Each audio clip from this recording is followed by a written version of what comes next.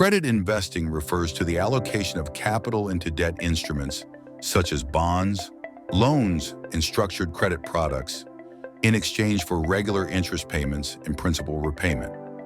To make informed decisions, investors should refer to the 5 C's of credit to evaluate credit risk. One of the most widely used frameworks is the 5 C's of credit, referring to character, capacity, capital, collateral, and conditions. Firstly, character. In credit investing, character refers to the borrower's integrity, reputation, and track record in fulfilling debt obligations.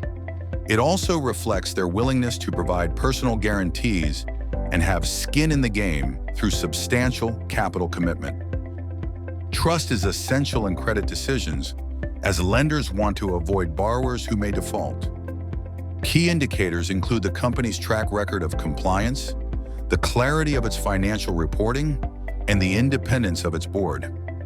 These factors help investors judge whether the borrower is likely to act responsibly, especially in difficult times. Second, capacity. Capacity refers to a borrower's ability to generate sufficient cash flow to meet debt obligations. It is a key measure of financial health and long-term viability. This is particularly relevant for businesses that face cyclical revenue patterns and substantial capital needs, where cash flow volatility can impact their ability to service debt. Key indicators of capacity include the debt service coverage ratio, interest coverage ratio, and free cash flow. These metrics help assess whether a borrower can consistently meet interest and principal payments from operating performance.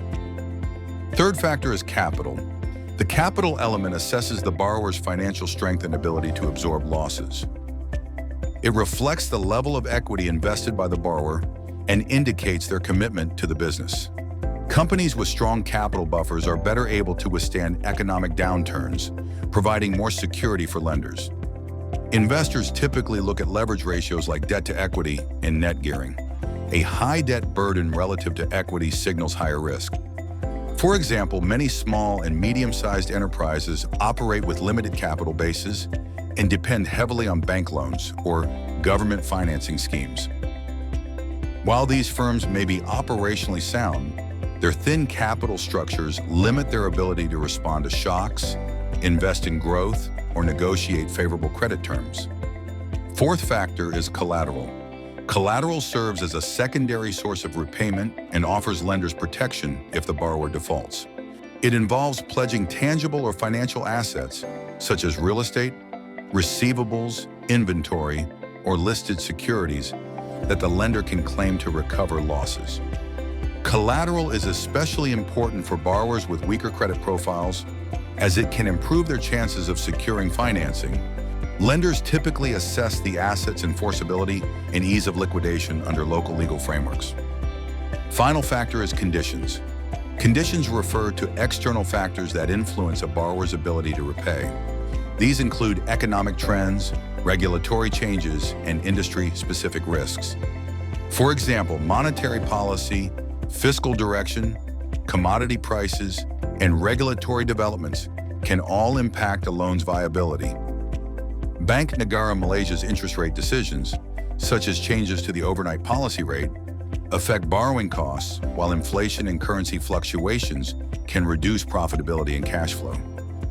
In addition, Malaysia's growing emphasis on sustainable finance and environmental, social, and governance reporting introduces new dimensions of credit risk, with these factors increasingly being considered in both local and global credit assessments.